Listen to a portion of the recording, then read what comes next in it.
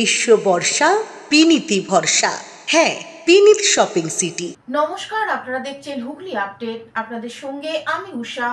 আসছে খবরে এসআইআর এর বিরুদ্ধে প্রতিবাদ গড়ে তুলতে চুঁচুড়া বিধানসভা তৃণমূল কংগ্রেসের ডাকে চুঁচুড়া ঘড়ির মোড়ে এক জনসভা অনুষ্ঠিত হলো।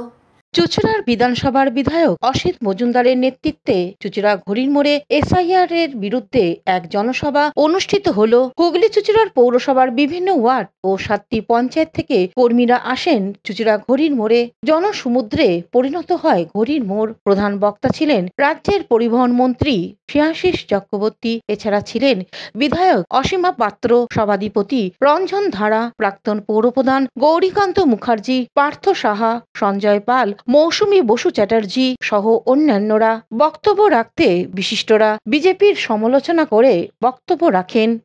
পরিণত করেছে। আমরা সকলে জানি যে মুসলিম সম্প্রদায়ের মানুষ যদি কখনো কোনো অন্যায় করে, পাপ করে, তাহলে সে মসজিদে গিয়ে আল্লাহর কাছে দোয়া চায় সেই পাপ থেকে মুক্ত হওয়ার জন্য। যারা খ্রিস্টান তারা পাপ থেকে মুক্ত হওয়ার জন্য গির্জায় যায় ঈশ্বরের কাছে দোয়া চাইতে, মাপ চাইতে। আর হিন্দুরা কোথায় যায় পাপ করলে? গঙ্গায় গিয়ে ডুব দিয়ে, গঙ্গা স্নান করে সেই পাপ থেকে মুক্ত হওয়ার চেষ্টা করে হিন্দুরা। আমি বলবো যে বিজেপি বাংলার এই 10 কোটির বেশি মানুষকে আজকে এসআইআর এর নাম করে আজকে এই অস্তিত্বের সংকটে ফেলে যে পাপ করেছে, সেই বিজেপিকে বলবো তৃণমূলের এই জনসমুদ্রে ডুব দিয়ে সেই পাপ থেকে মুক্ত হয়ে যাবে। নরেন্দ্র মোদী এবং অমিত শাহ দুজন কৌশলী নেতা ভারতবর্ষের। আমি বলেছি স্বাধীনতার পর এই প্রথম দেশের প্রধানমন্ত্রী এবং স্বরাষ্ট্রমন্ত্রী এসেছেন এমন দুজন যিনি কৌশল করে রাজনীতি করেন। আগে কখনো দেখা যায়নি। এরা কৌশলের উপরে এদের সংগঠনকে বাঁচিয়ে রাখতে চায়। কারণ বিগত 10 বছরে নরেন্দ্র মোদী এমন কোন জনমুখী প্রকল্প চালু করতে পারেননি যেটা ভারতবর্ষের প্রতিটা বুথে তৃণমূল স্তরের মানুষকে স্পর্শ করতে পারে। বিধানসভার গর্ব অসিত মজুমদার মহাশয় উপস্থিত আছেন। আমাদের মন্ত্রী, পরিবহন মন্ত্রী শ্রেয়াশিস চক্রবর্তী, উপজেলার প্রধান সভাপতি সহ নেতা অভিষেক বন্দ্যোপাধ্যায়। আর চুঁচুড়ায় অসিত মজুমদার 2011-র পর যেভাবে নরেন্দ্রকে পরাস্ত করে আজকে বারবার চুঁচুড়ায় আমরা পরাজিত হতাম, জয়ের মুখ দেখতে পারতাম না। মাননীয় মুখ্যমন্ত্রী দলনেত্রী মমতা বন্দ্যোপাধ্যায় অসিত মজুমদারকে দায়িত্ব দেওয়ার পর চুঁচুড়া বিধানসভা মন্ত্রী নরেন্দ্রকে পরাস্ত করে দেখেছি। লোকেদের মতো নেত্রীকে পরাস্ত করেছেন অসিত মজুমদার। আজকে বিজেপির বিরুদ্ধে লড়াই করেছেন। হুগলি থেকে অভিষেক গুপ্তা ও চন্দনা দত্তের রিপোর্ট, হুগলি আপডেট। এসআইআর কে কেন্দ্র করে ব্যারাকপুরে বিজেপির পরিবর্তন যাত্রা অনুষ্ঠিত হলো। বিজেপি উত্তর কলকাতার শহর জেলা কমিটির পক্ষ থেকে পরিবর্তন যাত্রা নো এসআইআর নো ভোট এই স্লোগানে বিজেপির পক্ষ থেকে কলকাতা উচ্চ আদালতে অনুমতি নিয়ে সোদপুর ট্রাফিক মোড় থেকে শুরু হয় পরিবর্তন যাত্রা। বিটি রোড ধরে আগরপাড়া তেঁতুলতলা বাস স্ট্যান্ডে এসে সেই পরিবর্তন যাত্রা নো এসআইআর নো ভোট এই পদযাত্রা শেষ হয়। পদযাত্রা শেষে আগরপাড়া তেঁতুলতলা বাস স্ট্যান্ডে সমাবেশ অনুষ্ঠিত হয়। সেই সমাবেশে বক্তব্য রাখেন বিরোধী দলনেতা শুভেন্দু অধিকারী, অর্জুন সিং এবং উত্তর কলকাতা শহর বিজেপির সভাপতি চণ্ডীচরণ রায়। এই পরিবর্তন যাত্রা মিছিলে উপস্থিত ছিলেন শুভেন্দু অধিকারী, অর্জুন সিং, কৌস্তব বাগজি, চণ্ডীচরণ রায়, জয় সাহা, কৌশিক চ্যাটার্জি, অরিজিৎ বক্সি সহ বিজেপির নেতা এবং কর্মীরা। এই পরিবর্তন যাত্রা সমাবেশ মঞ্চে বিজেপিতে যোগদান করেন ডাক্তার দেবাশিস রায়। পতাকা তুলে দেন চণ্ডীচরণ রায় এবং উত্তরীয় পরিয়ে দেন বিরোধী দলনেতা শুভেন্দু অধিকারী। মতুয়ারা হিন্দু, তারা সুরক্ষিত, তাদের সুরক্ষা দেওয়ার কাজ নরেন্দ্র মোদীজি ইতিমধ্যে করেছেন। সিএএ আর এই মমতা ব্যানার্জি আর তার কোম্পানি, তার অপেরা সিএর বিরোধিতা করেছে এবং হরিচাঁদ ঠাকুর, গুরুচাঁদ ঠাকুরকে তাদের নামের বিকৃতি ঘটিয়ে মালদার গাজলে যে ভাষায় তারা কথা বলেছেন, মতুয়াদের গড়ে ভোট পাবেন না। মতুয়ারা বাংলাদেশ ছেড়েছে নিজেদের ধর্ম বাঁচানোর জন্য। হিন্দুদের নিয়ে পিসি ভাইপোকে না ভাবলেই চলবে।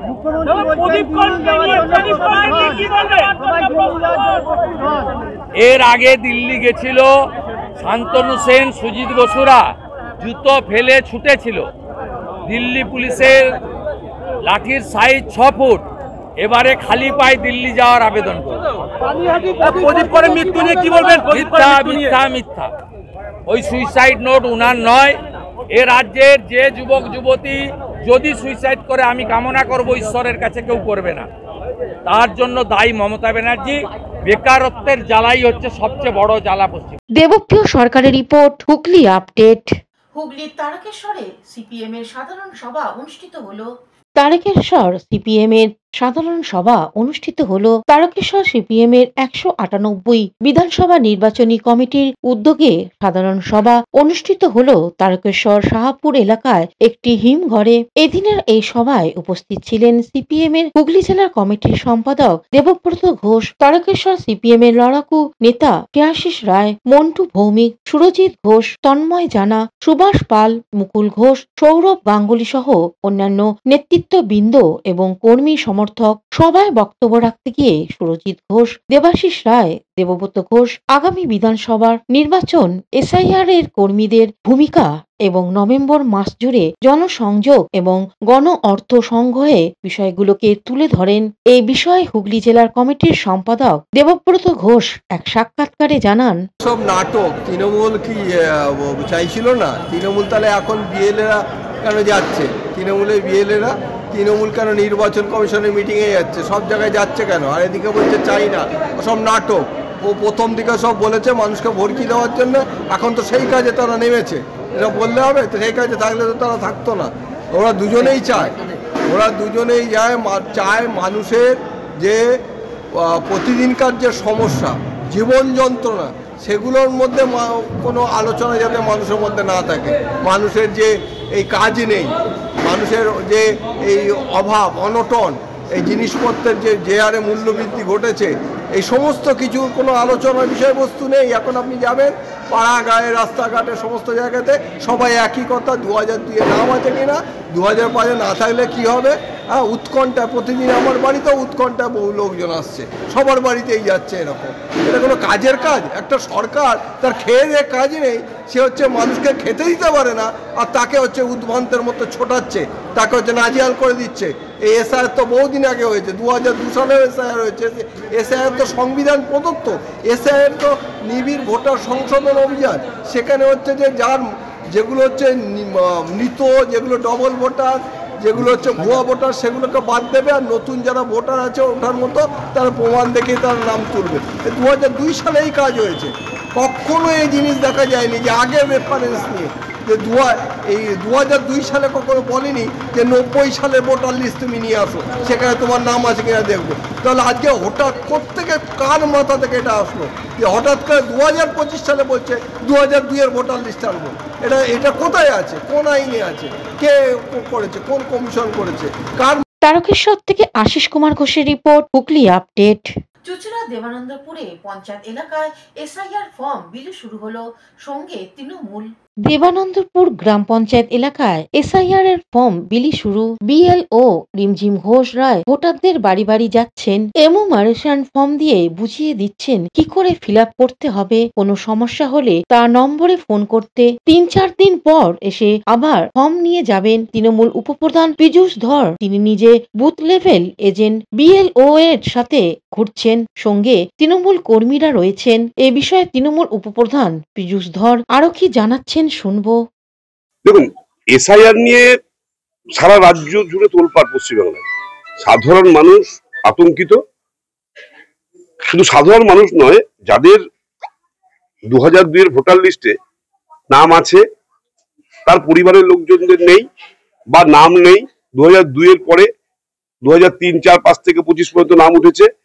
এই সমস্ত জটিলতা প্রশ্ন নিয়ে মানুষের মধ্যে ঘুরপাক খাচ্ছে। মানুষ যখন টিভিটা খুলে বসে থাকছে তখন বিভিন্ন রাজনৈতিক নেতারা যে বক্তব্য রাখছেন সেই বক্তব্যে তারা ভয় পাচ্ছে যে আসল কালে কি হবে। তো অবশেষে আজকে সেই দিনটা এসে উপস্থিত হয়েছে যে আজকে 4 তারিখ নভেম্বর মাসে আজকে আমাদের বিএল যারা আছেন তারা বুথ লেভেলে কাজ করতে এসেছেন। আমি বুথ লেভেল এজেন্ট হিসাবে, বিএলএ হিসাবে আজ থেকে নয়, যত বছর আমি ভোটের এই রাজনীতির লাইনে গেছি তখন থেকে আমি এই বুথ লেভেল এজেন্টের কাজটা আমার বুথে করি।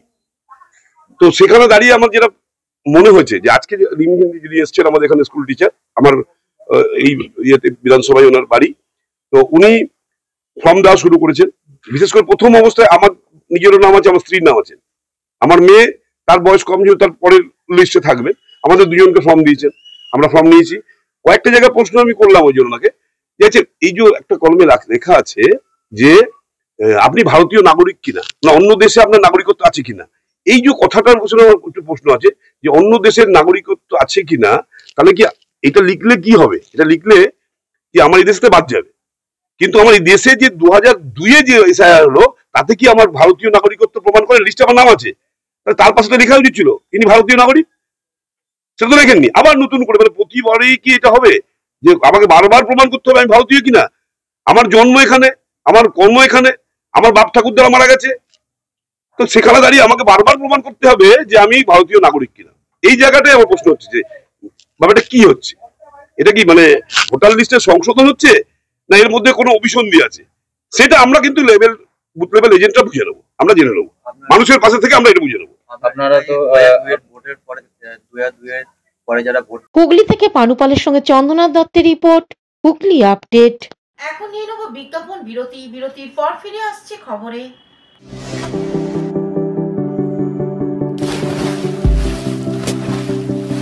Fasten your seatbelts as you take a tour around your marine wonderland.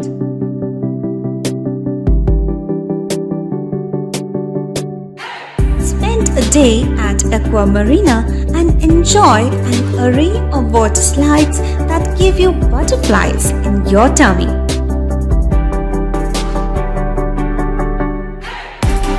Aqua Marina is a holistic weekend destination for friends, family, and couples and offers magic to soothe your body, mind, and soul.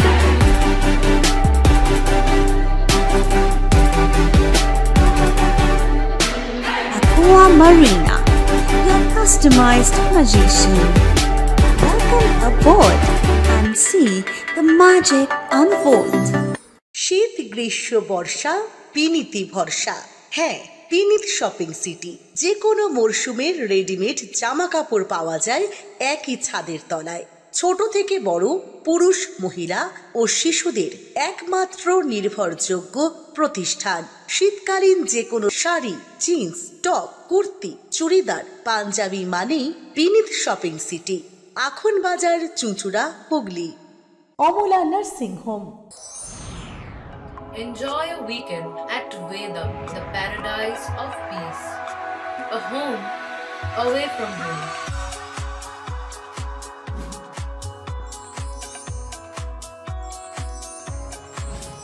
See yourself resonating with the nature. Vedam welcomes you to create your best memories. বিরতির পর ফিরে এলাম খবরে। কলকাতা সহ শহরের রাস্তায় যাত্রীর পরিষেবা এক কেন্দ্র করে প্রতিবাদ বিক্ষোভ। কলকাতা শহরের রাস্তায় চলাচলকারী অ্যাপ ক্যাব পরিষেবাকে কেন্দ্র করে ফের প্রতিবাদের সুর। Kolkata Ola Uber app cab operator আর্ট ড্রাইভার্স ইউনিয়ন অর্থাৎ টিটুর অধীনস্থ সংগঠন একটি লিখিত দাবিপত্র জমা দিল র্যাপিডো ম্যানেজমেন্টের কাছে। ড্রাইভার ও অপারেটরদের অভিযোগ, লাগাতার বাড়ছে জ্বালানির দাম, কিন্তু সেই অনুপাতে ভাড়া বাড়ানো হচ্ছে না। ফলে দিনের পর দিন ক্ষতির মুখে পড়ছেন তারা। তাদের প্রধান দাবি কিলোমিটার প্রতি ভাড়া অবিলম্বে বৃদ্ধি করতে হবে। যাত্রী ভাইদের অভিযোগে ড্রাইভারদের নামে অন্যায় জরিমানা বন্ধ করতে হবে। অ্যাপ কোম্পানির কমিশন কমিয়ে অভিযুক্ত হারে আনা জরুরি। এর পাশাপাশি ড্রাইভারদের নিরাপত্তা এনসেটিভ। কলকাতা অ্যাপ ক্লাব পরিষেবা নিয়ে যখন রাস্তার মানুষ ও নিত্য সমস্যার মুখে, ঠিক তখনই বাড়ছে রাজনৈতিক ও আর্থিক চাপ। পরিস্থিতির দিকে তাকিয়ে রয়েছে শহর। কিলোমিটার থেকে আরম্ভ করে ধরুন আমি একটা কিলো ভাড়া নিয়ে যাচ্ছি, আমাকে প্রথমে দেখালো 1 কিলোমিটার পিক আপ, যেই ভাড়াটা রিসিভ করলাম ওটা হয়ে যাচ্ছে 1 কিলোমিটার 800 1 কিলোমিটার 800 হয়ে যাচ্ছে। তারপরে আবার যখন ওটিপি নিয়ে যখন আমি যাচ্ছি ধরুন 10 কিলোমিটার, রেট দেখাচ্ছে 10 কিলোমিটারের 90 টাকা, সেখানে দেখা যাচ্ছে ওটা 12 কিলোমিটার হয়ে যাচ্ছে। ওদের কাছে যখন বলছে ওটা গুগলের ডিস্টার্ব। গুগল কোম্পানির কি ওই ডিস্টার্ব না, ওদের চুরির জন্য আজকের এই অবস্থা। আমাদেরকে একের পর এক ওরা হ্যারাস করে, আমাদের একটা কোনো কাস্টমার কেয়ারের নাম্বার নেই। বাই চান্স কোনো বিপদে পড়লো তখন আমরা কার কাছে যাব আমরা? সেই সব আমাদেরকে ছাগলের 3য় সন্তান পেয়েছে, নিজেরা মনোবল উঠছে এসিতে বসে, আমাদের গায়ের রক্ত জল করে আমরা কাজ করি, আর সেই টাকা দিয়ে ওরা মেজাজ ফুর্তি করে। আর আমাদের কেউ যদি এক সিঙ্গেল ম্যান আসে তাদেরকে কুকুর ছাগল বলে মনে করে, তার জবাব আছে চাই, তার জবাব আছে দিতে হবে ওদেরকে, না হলে কোম্পানি বন্ধ, চামচাগিরি আর চলবে না। ওরা নিজে পারলে যা ইচ্ছা তাই করবে, আমরা বা যাত্রীরা তারা কেউ কিছু করতে পারছে না অ্যাপ ক্যাব কোম্পানিকে। তার জন্য আজকে আমরা র্যাপিডোকে জানাতে চাইছি যে আপনারা যে যত সম্ভব তাড়াতাড়ি শুধরে যান, নাহলে ব্যবস্থা আমরা করব। এখানে আমাদের মেন দাবি আছে ন্যায্য ভাড়া দিন, ব্যবসা সুন্দরভাবে করুন, যিনি প্যাসেঞ্জার যিনি গাড়িতে উঠছেন তারাও সুন্দরভাবে উঠুক, যিনি ড্রাইভার আছে তারাও সুন্দরভাবে চালাক, কারো অসুবিধা না হয়। এ ফেয়ার নিয়ে বেশি অসুবিধা হচ্ছে, এমন এরা কম্পিটিশন করছে নিজেরা কোম্পানিরা, এতে কি হচ্ছে এরা 12 টাকা 13 টাকা কিলোমিটার দিচ্ছে, এবার ড্রাইভাররা অ্যাকসেপ্ট করছে না, প্যাসেঞ্জাররা গাড়ি পাচ্ছেন না, এয়ারপোর্ট যেতে গেলে ওনারা ট্রেন প্লেন সব মিস হয়ে যাচ্ছে, হসপিটাল যাওয়ার জন্য গাড়ি পাচ্ছেন না, রোগী বাড়ি থেকে অসুস্থ হয়ে যাচ্ছে। এই অ্যাপ ক্যাব কোম্পানিদের জন্য হচ্ছে। এবার এরা যদি না শুধরায়, আবার আমরা দীর্ঘদিন দিয়ে দাবি আছে, আজ থেকে 8-9 বছর থেকে দাবি করছি যে রেটটা এমন ন্যায্য করো যে কারো অসুবিধা না হয়, ড্রাইভারের অসুবিধা না হয়, প্যাসেঞ্জারের অসুবিধা না হয়। সেফটি বলে কিছু নেই। আগে আপনি বলুন প্যাসেঞ্জার 4 চাকাতে 4 জন করে উঠছে, প্রথম তো আমাদের ড্রাইভার ভাইদের সেফটির দরকার। 4টে প্যাসেঞ্জার একটা গাড়িতে উঠছে, তার ড্রাইভারের সেফটির দরকার, প্যাসেঞ্জারের তো পরের। সব লোক তো ভালো মন্দ সব লোক উঠছে। এবার বাইকে বুকিং করে দিল, একটা মাল খেয়ে আছে, ড্রিঙ্ক করে আছে, নেশাতে আছে, এবার পিছনে বসে যাচ্ছে। যদি ড্রাইভার না করে তার উপরে মিথ্যাচারী বদনাম করে ওনার আইডিটা বন্ধ করে দিচ্ছে। নিয়ন্ত্রণ হওয়া উচিত। মানে এমন করেছে 99 বছর অবধি আইডি বন্ধ করেছে। কৌশিক ঘোষের রিপোর্ট, হুগলি আপডেট। বাঁশবেড়িয়ার এক শিক্ষিকা উত্তরবঙ্গের দুর্যোগে 1 লক্ষ টাকা দান করলেন মুখ্যমন্ত্রী ত্রাণ তহবিলে। মায়া মমতা শান্তি নেই, শুধু আরো চাই। কি যে হয়ে গেল যুগ পরিবর্তনের। গলায় আক্ষেপের সুর।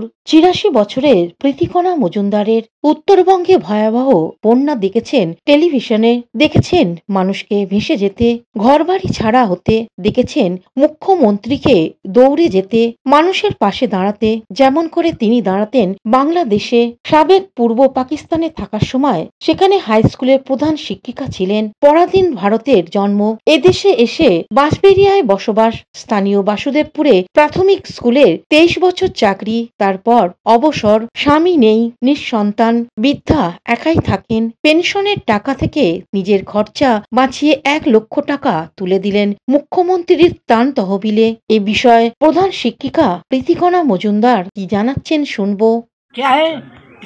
ত্রাণ তহবিলে দিচ্ছি মানুষের দুঃখ দুর্দশার জন্য।